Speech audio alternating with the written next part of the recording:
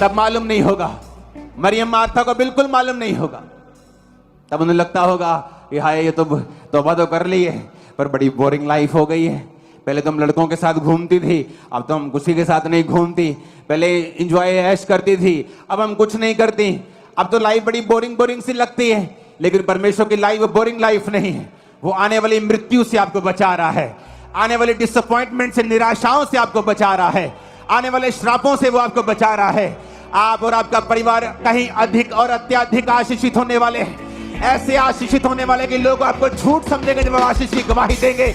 ये भविष्यवाणी के शब्द जो आप और उन लोगों के ऊपर जो तौबा कर चुके परमेश्वर का आत्मा जो रिलीज करता है। आमीन। मेरे को ऊंचे वाला चाहिए चर्च। उसने कहा तेरा मित्र बीमार है परमेश्वर। उसने बहनों से कहला भेजा, हे प्रभु देख, जिससे तू प्यार करता है वो बीमार है। यीशु ने कहा यह बीमारी मृत्यु की नहीं परंतु प्रभु की महिमा के लिए, कि उसके द्वारा परमेश्वर के पुत्र की महिमा हो।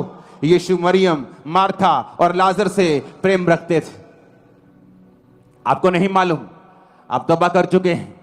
जो लोग बपतिस्मा ले चुके हैं, जो लोग तौबा कर चुके हैं, जीसस को अपना उद्धारकर्ता ग्रहण करके गंदे कामों को छोड़ चुके हैं, आप नहीं जानते आने वाले समय में कौन सा बड़ा मिरेकल आपका वेट कर रहा है। और वो सबका वेट नहीं कर रहा। कहते हैं अगर खुदा जिंदा है तो हॉस्पिटल में लोग क्यों मर रहे हैं? जब खुदा धरती में था तब भी उस देश में लोग मर रहे थे। वो लोग नहीं मरे जिसने उन पे विश्वास किया, वो लोग नहीं मरे जिन्होंने तौबा की, वो लोग नहीं मरे जिन्होंने अपने बालों से यीशु के पांव को धो दिया और माफी मांग ली और पापों से मन फिरा लिया। वो ना मरे, उनका परिवार नहीं मरा। ना आप मरेंगे ना आपका परिवार मरेगा, यीशु मसीह के नाम में। अरे यीशु कहाँ है? अगर ये खुदा जिंदा है तो फिर लोग क्यों मर रहे हैं? हॉस्पिटल में लोग दुखी क्यों हैं? कहाँ है खुदा तू? अगर तू है तो फिर लोग भिखारी बन के क्यों जी रहे हैं? तो ये तो यीशु मसीह के जमाने में भी था। उसके जमाने में भी अंधे लोग अपना सर्टिफिकेट, कपड़ों का सर्टिफिकेट रख के बैठते थे और उनको भीख देते थे लोग कि ये सरकार के द्वारा सर्टिफाइड भिखारी हैं। लेकिन जो भिखारी ये कह देता था कि हे यीशु नासरी, हे दाऊद की संतान, मुझ पे दया कर, उस पे दया होती थी, उसकी आंखें भी खुलती थी। इसलिए मैंने कहा जो तौबा करेगा और जो विश्वास करेगा। आज क्यों शैतान को आग लगती है जब प्रचार किया जाता है? क्यों शैतान को आग लगती है जब तौबा का प्रचार किया जाता है? ऐसी कौन सी बुरी बात है जो क्रूसेड या मीटिंग्स में जाके बोली जाती है? क्या बोला जाता है नशे करो? क्या बोला जाता है व्यभिचार करो? ये बोला जाता है अपने माता और पिता की आज्ञा करो, अपने देश के हुक्मों का पालन करो, बाइबल के हुक्मों का पालन करो, नशे छोड़ो, व्यभिचार छोड़ो, कपड़े पूरे डालो, नंगापन ना करो। क्या ये बुरी बात है? ये शैतान के लिए बुरी बात है। उसी को आग लगती है। जब कोई इस प्रचार के खिलाफ खड़ा होगा तो समझ लेना वो शैतान का आत्मा उसके अंदर है, परमेश्वर का आत्मा नहीं है उसके अंदर। हालेलुया। कौन सी ये बुरी बात है ये कहना कि जाओ और मन फिराओ, जाओ और मन फिराओ, जाओ और तौबा करो, जाओ और अपने बॉयफ्रेंड गर्लफ्रेंड को छोड़ के परमेश्वर के पीछे लग जाओ, जाओ और चोरियां छोड़ दो, कुंडियां लगाना छोड़ दो, बिजली चोरी करना छोड़ दो। लेकिन शैतान को बुरा लगता है। क्यों? क्योंकि शैतान को मालूम है जिस दिन एक व्यक्ति तौबा कर लेता है उस दिन वो मिरेकल का वो बीज अपने अंदर डाल लेता है और एक दिन वो मिरेकल का बीज पेड़ बन जाता है। वो मिरेकल आपके पति के साथ होना है या आपकी बेटी के साथ होना है या आपके फाइनेंस के साथ होना है, ये परमेश्वर जानता है। हर एक लाइफ में उसकी योजना अलग है, लेकिन बीज एक ही है। जिस दिन आप तौबा कर लेते हैं, जिस दिन आप प्रभु को अपना उद्धारकर्ता ग्रहण कर लेते हैं, उस दिन आप बीज ग्रहण कर लेते हैं बड़े मिरेकल का। एक बड़ा मिरेकल का बीज आपके अंदर है। यीशु के नाम में पेड़ बन जाएगा वो, यीशु के नाम में बड़ा पेड़ बन जाएगा वो, यीशु के नाम में बड़ा पेड़ बन जाएगा। उसकी डालियां और उसके पत्ते इतने गहरे होंगे कि लोग उस पेड़ के नीचे बसेरा करेंगे। लोग आपके कारण तौबा करेंगे, आपकी गवाही को देखते हुए, उस मिरेकल को देख के तौबा करेंगे जो खुदावंद आपको देने वाला है। आमीन। मेरे को ऊंचे वाला चाहिए चर्च, ऊंचे वाला चाहिए चर्च। Hallelujah, hallelujah. ऊंची आवाज में हालेलुया बोलो। इसलिए शैतान को आग लगती है। आपको लगता है कि सिंपल सा प्रचार, तौबा का प्रचार, शैतान को क्यों आग लगती है? उसको आग उस प्रचार से नहीं लगती। उसको पता है एक बार बंदा तौबा कर लेगा तो इसके अंदर चमत्कार का बीज चला जाएगा। यीशु मसीह आज नहीं तो कल, परसों, नरसों, कभी तो उसको छुएंगे और एक बड़ा मिरेकल करेंगे। जीसस ने कहा, उसकी बहनों ने कहा, प्रभु तेरा मित्र बीमार है। जीसस जानबूझ के लिखा और रुक गए और लाजर को मरने दिया। कई बार आप प्रभु को कहते हैं, मैंने तौबा कर ली है, मुझे वीजा चाहिए। कई बार परमेश्वर सोचता है कि वीजा लेके जहां तू 2 लाख की नौकरी करने जा रहा है, मैं इसी देश में तुझे 20 लाख दूंगा। वो वीजा नहीं देता। कई बार वो अपनी मर्जी पूरी करता है। आपको बिलीव करना है, बिलीव करना है। इसलिए वो बहन आई, जब यीशु मसीह आए मरने के बाद लाजर के, बहन आगे पांव बेकर गई, यीशु को बोला, काश तू यहां होता तो मेरा भाई ना मरता। जीसस ने कहा, अगर तू अब भी विश्वास करेगी तो खुदा की महिमा को देखेगी, क्योंकि ये बीमारी मृत्यु की नहीं, खुदा की महिमा के लिए है। ए लाजर बाहर आ जा। लिखा, लाजर बंधा हुआ बाहर आया और जीसस ने कहा, इसे खोल दो, क्योंकि ये चंगा हो चुका है। 4 दिन का मुर्दा बाहर आ गया। वो बातें जो असंभव हैं, यीशु के नाम में आपकी लाइफ में संभव हो जाएंगी। वो बातें जो आपके परिवार के लिए इम्पॉसिबल है, यीशु के नाम में पॉसिबल हो जाएंगे। यीशु मसीह के नाम में पॉसिबल होंगी वो चीजें। आमीन। मेरे को ऊंचे वाला चाहिए चर्च। Hallelujah, hallelujah. हमें लगता है क्या हो गया, ऐसा क्या हो गया कि मरियम ने, मार्था ने जीसस क्राइस्ट के पांव को आंसुओं से भिगोकर साफ कर दिया, तौबा कर ली। क्या फर्क पड़ता है? हालेलुया। मुझे आज भी याद है, जब मैं अपने स्पिरिचुअल फादर, जब वो धरती पे थे, उनसे मिलता था, तो जब वो मुझे मिलते थे मैं उनके पांव पर गिर पड़ता था। तो लोग, उसकी टीम बड़ी हैरान होती कि ये कौन है।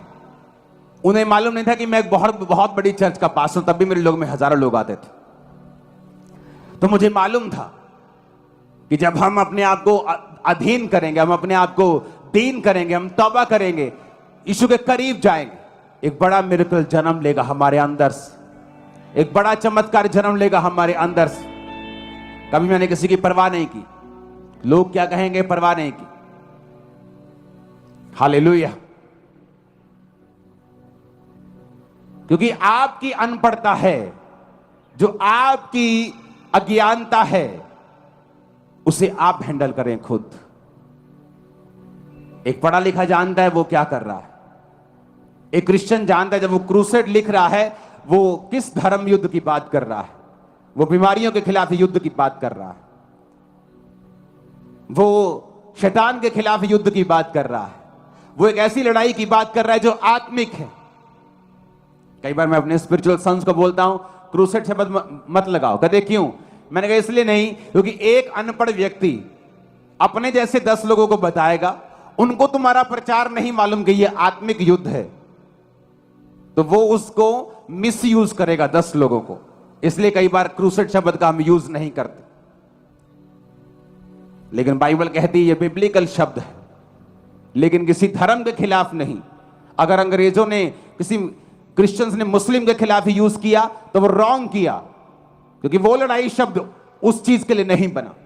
लड़ाई शब्द बना है, फाइट शब्द बना है, जो बिब्लिकल फाइट है वो है शैतान के खिलाफ। फिर से पढ़ेंगे उस वचन को, इसलिए 6:12, क्योंकि हमारा यह मल्ल युद्ध लहू और मांस से नहीं है। बोलो, लहू और मांस से नहीं, इंसानों से नहीं। फिर से बोलो ऊंची आवाज में, किसी संस्था से नहीं, किसी धार्मिक व्यक्ति से नहीं, किसी धर्म के खिलाफ नहीं, लेकिन कहता परंतु प्रधानों से, अधिकारियों से। कौन से प्रधान की बात कर रहा है? संसार के अंधकार के हाकिम और दुष्ट की आत्मिक सेनाओं से। कहना आत्मिक सेना जो आकाश में है। हमारा युद्ध उनके साथ, इन लोगों के साथ नहीं। ये लोग आप में अविश्वास नहीं भर सकते। शैतान है जो आपके अंदर नेगेटिव विचारों के साथ आता है। ये लोग व्यभिचार नहीं भर सकते। शैतान है जो आपके अंदर डाउट डालकर व्यभिचार को डालने की कोशिश करता है।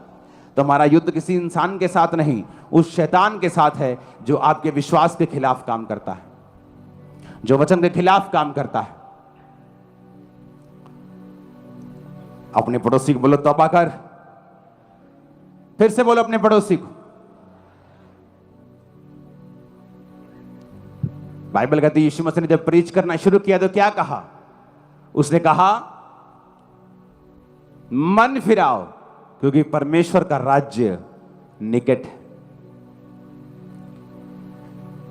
जब दुनिया राज की बात करती है, वो सोचती है हमारा एक राजा होगा या हमारा एक प्रधानमंत्री होगा, लेकिन जब जीसस राज की बात करते हैं तो यीशु ने कहा मन फिराओ कि परमेश्वर का राज्य निकट है, और जाओ लंगड़ों को चलाओ, अंधों को आंखें दो, कोढ़ियों को शुद्ध करो, मुर्दों को जिलाओ। ये यीशु का राज है।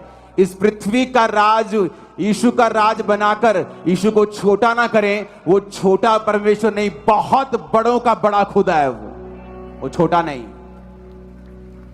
बाइबल कहती है जब जीसस क्राइस्ट ने 5000 बंदों को, यानी 20,000 औरतें, पुरुष और बच्चे मिला के जब उनको खाना खिलाया तो रिस्पांस पता क्या था?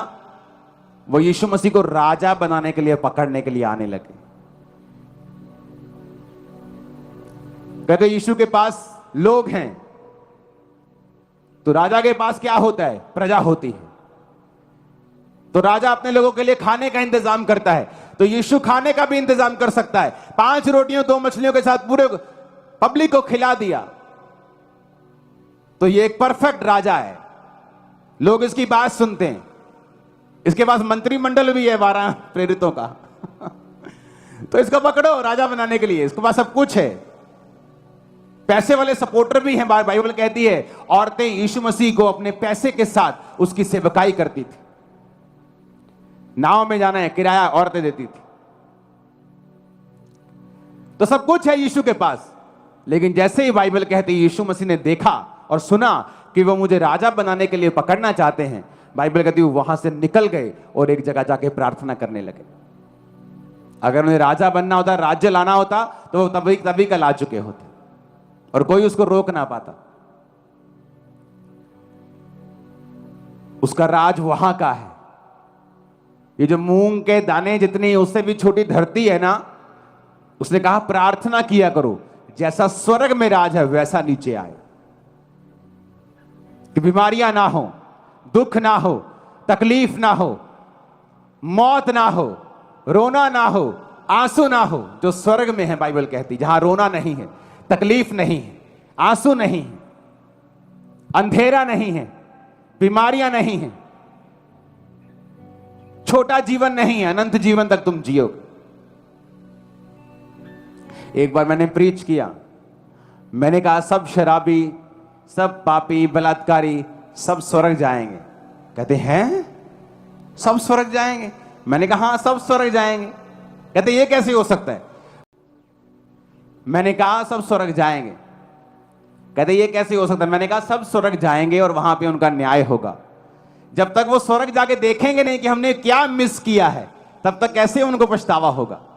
तो प्रभु उनको स्वर्ग दिखा देगा, बेटा ये देख ले, पर ये तेरा नहीं, तेरा वो है नरक का गड्ढा जो तुझे दिया जाएगा। तो एक बार न्याय स्वर्ग में होगा, सब स्वर्ग जाएंगे, देखेंगे स्वर्ग कैसा है, पर उसके भागी नहीं होंगे। तुम लोग भागी होगे। आमीन। ऊंचा चाहिए चल।